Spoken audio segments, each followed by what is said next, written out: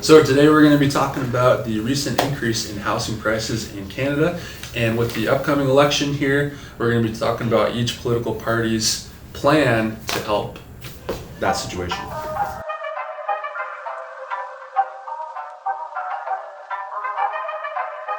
For the Liberal Party, this is taken from just the Liberal Party website. You can look it up online. Put a link in the description. But as part of our new 10-year investment of nearly $20 billion in social infrastructure, that's a lot of money, we will prioritize significant new investment in affordable housing and senior facilities. Okay. We will increase the new residential rental property rebate on the GST to 100%, eliminating all GST on new capital investments in affordable rental housing. New rentals. Yeah, rental property. And is that new capital investment in affordable rental housing? Does that mean it's limited to just certain types of rental housing, or is it probably they didn't specify, but yeah, it's not like you can go ahead and build a duplex or a triplex or a fourplex or a 6-unit building and they're going to refund it. Maybe it might already be eligible for it. What they're saying here is they're going to expand it. So the next point they say is ban blind bidding. So what that means is that when you sell a house, you have an offer date. So Zack wants to sell his house. He has it listed for $200,000. Okay, we have myself, who's a realtor. We have 5 other realtors that bring an offer to the table, but I don't know what anyone else's offer is. So Zack alone knows what everyone else's offer is, and he gets to choose the best one. So they want to ban that. Where this is all part of, I didn't put this on our sheet, but this is all part of a new, I'll have to look up the name, but I'll put it on the screen. Before we go on, because there are more points in this Homeowners Bill of Rights. I think that's what it's called, Homeowners Bill of Rights. Right. Like they say they want to ban blind bidding, which, you would think that would lower it. Yeah, so what's going to happen is I'm going to see, Zach's going to pay, or this other realtor's going to pay this much for this property. Well, I'm going to bid a little higher. A little bit higher, and it's going to go a little higher, a little higher, a little higher. Next point, establish a legal right to a home inspection. Ensure total price transparency on the history of recent house sale prices. Require real estate agents to disclose to all participants in the transaction when they're involved in both sides of a potential sale, which we already do that. So I find it funny that that's one of their main points. Move forward with a publicly accessible beneficial ownership registry. Yeah, so basically as realtors, and I think a few other professions have the same thing, we have this database where we can access like who owns what building. Right. And if it's owned by a corporation, you can get the corporation number. Yeah. So you can kind of trace down like who owns it. I guess what they're saying is they just want it to be even more accessible, like even more transparent. Right.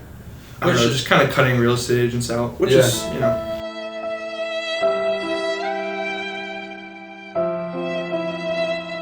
Yeah, so ensure banks and lenders offer mortgage deferrals for up to 6 months in the event of a job loss or other major life event, and require mortgage lenders to fully inform buyers of the full range of financing choices and programs available. Okay.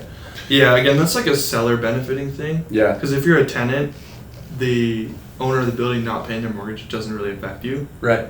And then the last point they have here is ban new foreign ownership of Canadian houses for the next 2 years to ensure Canadians have more access to purchasing homes. We will also expand the upcoming tax on vacant housing owned by non-resident, non-Canadians to include foreign-owned vacant land within large urban areas. As far as I understand it, they want to tax more aggressively, especially vacant land that's been bought basically on speculation, but they're speculating that it will increase in value, which has definitely come true. Okay, cool. So that's the Liberal, their points.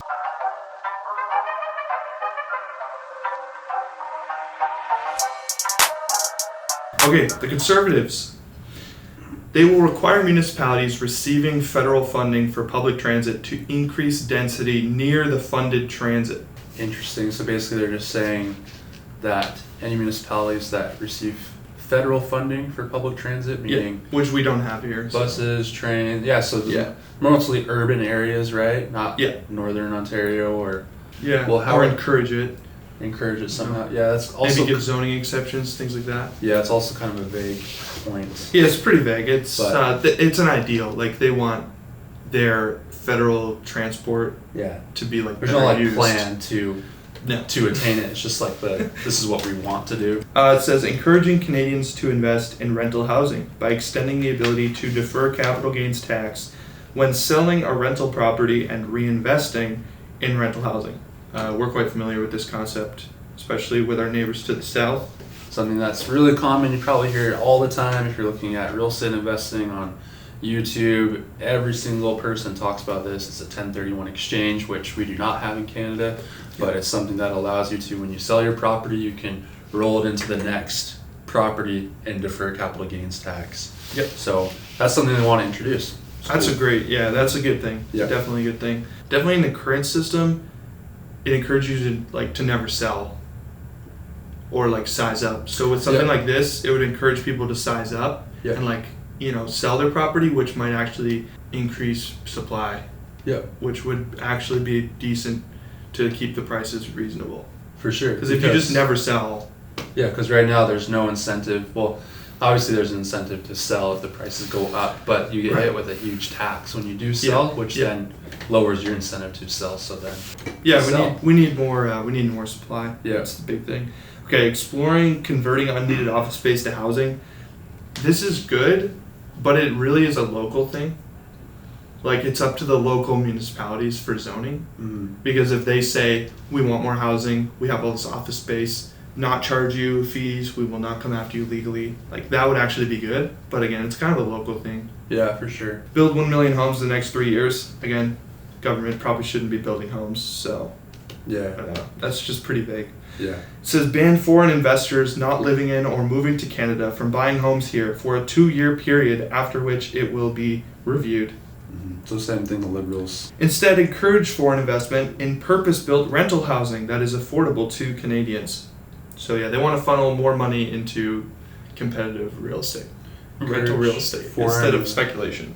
Yeah, the problem I have with this is they're talking about the housing crisis, meaning the prices are high. Yeah. That's basically what they mean when they say housing crisis, the prices are too high. If you create more incentives for foreign investment to build multifamily, that's good. But if you encourage them to buy already built multifamily, that doesn't necessarily solve the problem. Yeah. So a lot of these people are buying vacant land like we talked about, and if Right. you're trying to incentivize them to build, that's good. Create incentives for first-time home buyers. We've talked about this before. That incentivizes higher prices. Yeah, because the first-time home buyers are all looking at that median home price, right? Yeah. Right now, well, in Sudbury, it's about 300K. You're hard pressed to find something under 300 grand. So the ones that are at that price point are the ones that are getting all the multi-offers that are going for over asking. Most competitive. And one of the reasons why is they already have incentives for first-time home buyers. Exactly. So,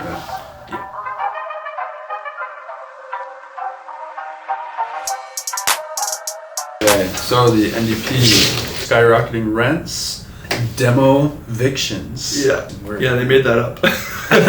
And ballooning home prices are putting safe and affordable housing out of reach for far too many Canadian families. Justin Trudeau has neglected the housing crisis in Canada for too long, turning his back on families that are struggling to stay in the communities where they want to live and work. Canada's housing crisis is out of control, but we can fix it if we take urgent action today. Jagmeet and the NDP have a plan to tackle the housing crisis right now. That plan includes introducing a 20% foreign buyers tax, cracking down on the speculators and money launderers that fuel skyrocketing housing prices, and immediately building 500,000 new units of affordable housing. Okay, so crux of their argument is that, again, it's foreign buyers, it's money laundering that's causing this spike in prices. The reason I included this is because it is so hard to find an actual platform on their website. Okay. They just fill every single page you click on is full of like rhetoric and like paragraphs and pictures of Jagmeet with old ladies. Oh, okay. And I'm really impressed that they, at the end, they said like, we want to introduce 20% foreign buyers tax. No one else really mentioned the money laundering aspect, which is like a criminal thing. At least in my experience, we don't really deal with that many foreign people. Like, I don't think that that's what's really fueling the price increases. Yeah. But it's a really easy thing to point at and be like, oh, it's all their fault. Right, for sure. Because nobody likes foreign investment, I guess. I don't know. And then again, they're saying they're going to build 500,000 new units of affordable housing, which, again, anytime the government tries to fix the problem, don't do that.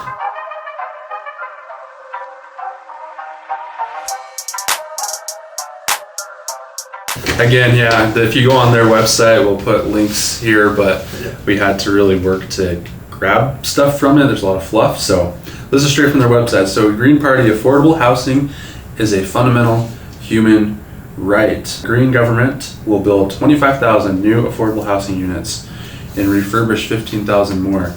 There's how many Canadians live? More than 30 million.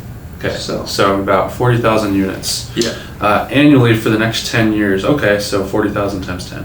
We also have additional funding, changes in legislation and changes in the way homes will be financed. And we will reintroduce proven tax incentives to support construction of rental buildings. Okay? Yeah. So legislate housing as a legally protected fundamental human right for all Canadians and permanent residents. Interesting, okay. That would mean evictions get harder. Yeah. Bank repossessions get harder.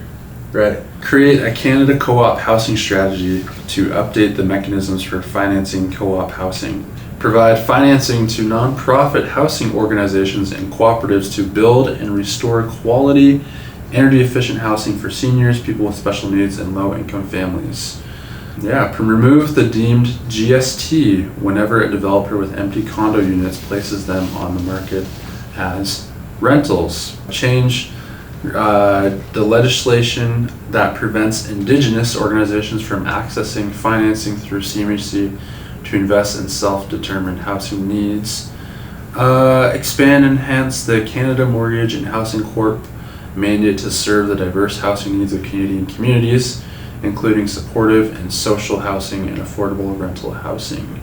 Create a housing data partnership with provinces and municipalities, academic and civil society partners to create evidence-based responses to the complex pressure Canadian housing markets face. They want to revamp co-ops. So like when I think of co-ops, I think of a condo that's crappier. Right. Because a co-op is, they don't keep any profits, it's a not-for-profit. Meaning like the owners of the owners, like the people that are part of the co-op, that live in the co-op, benefit from the profits. So they're trying to apply that to housing, and they want to revamp that because we have some co-ops in Sudbury. I think they do pretty well. People live there for longer on average than like rental housing and things, and they can benefit like financially from it. But the idea that you would replace condos with co-ops is silly to me, because that's basically what a condo is. Right. It's like you have partial ownership. Yeah. And you personally benefit from like the appreciation of that. So co-op is that, except you don't own anything. That's the Green Party.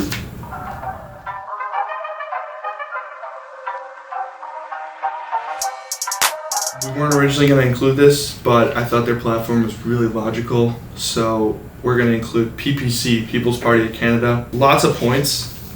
And they kind of describe things half point form, half paragraph form. So this might take a little bit to get through. It says about 40% of immigrants to Canada end up settling in only two cities, Toronto and Vancouver, where the housing shortage is most acute.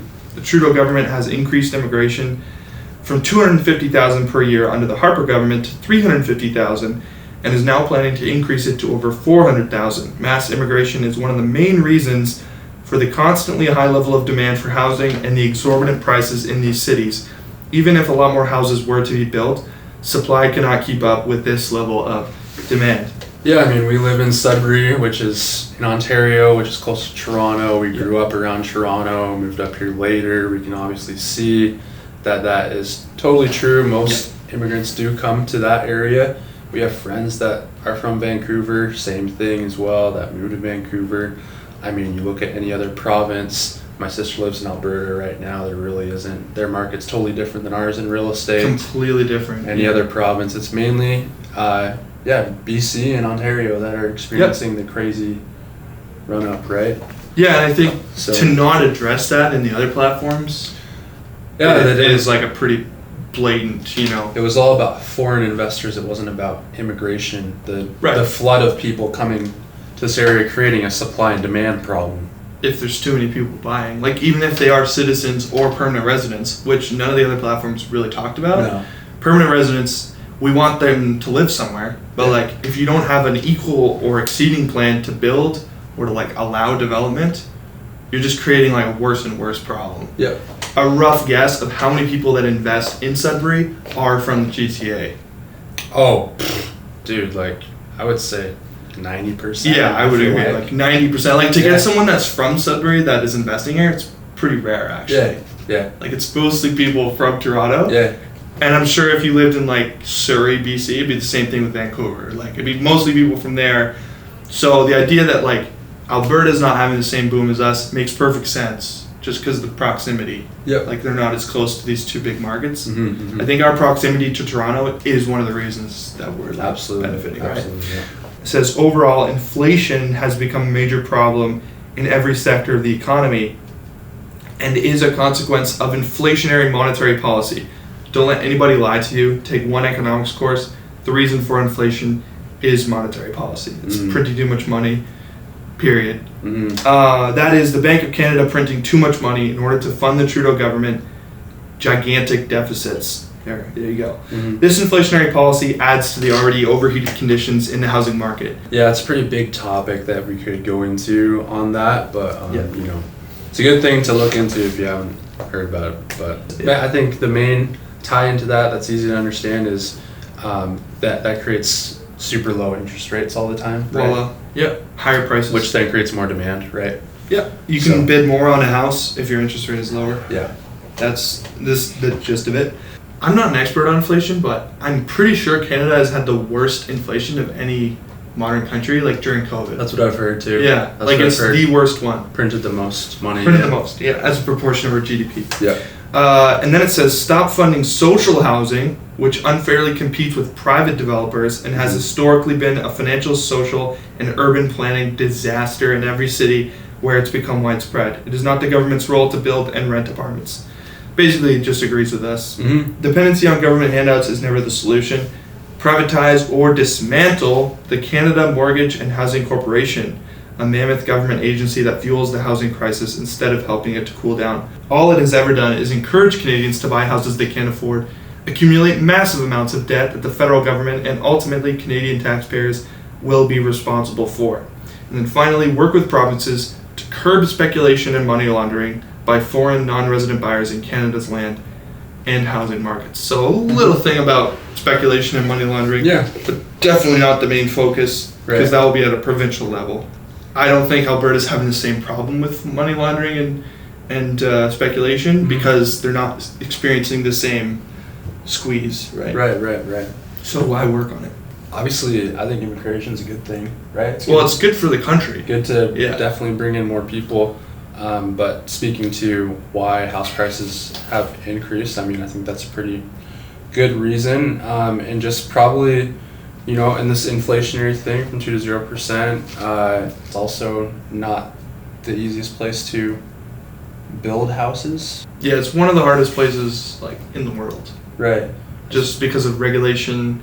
So like our bar is set pretty high. Right. But then there's like at a municipal level, there's also tons of fees, which again, it's not really a federal thing. Yeah, for sure. But like in Sudbury, just to break ground on a property, you're dropping like $50,000. Right. So like the average person just can't fork that. No, over. Like with financing or cash. Like they just can't afford it. Right, for sure.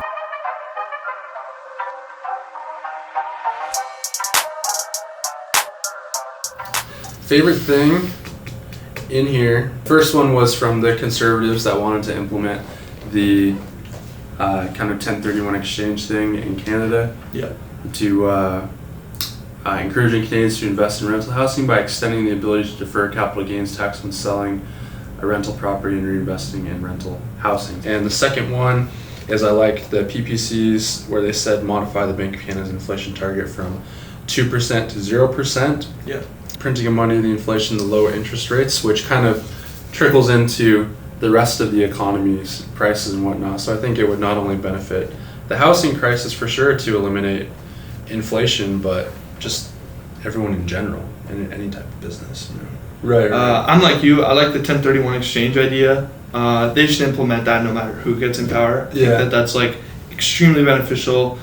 Could definitely help the demand problem. because more stuff would be on the market, Mhm. because you don't have to fear about paying like 30%. It just makes you not want to sell, because like 30, it could be up to 30%, It's a lot of money. which is like a lot of your money. And then obviously, I don't know, if I were to pick a favorite, I like the PBC's approach. Basically, 2 cities have been experiencing crazy inflation, housing price inflation, and you can't ignore that it's because there's demand, like supply and demand imbalance. That's what I would say. I'm Zack Ireland. I'm a real estate agent for Home Life Green Team Real Estate. And I'm Dane, and I'm also a real estate agent on that Green Team here in Sudbury. If you're already familiar with the channel, we talk about real estate investments a lot, but we are a full service real estate agency. We take care of investments, but also could be commercial property, could be personal, could be recreation, whatever, we can do it. If you know nothing about real estate investing, you just have a little money that you want to like keep and grow, real estate's a really good way to do it. So sure. yeah, we know people like in the financing industry that can get you through the process of buying your first investment property, because it is pretty daunting.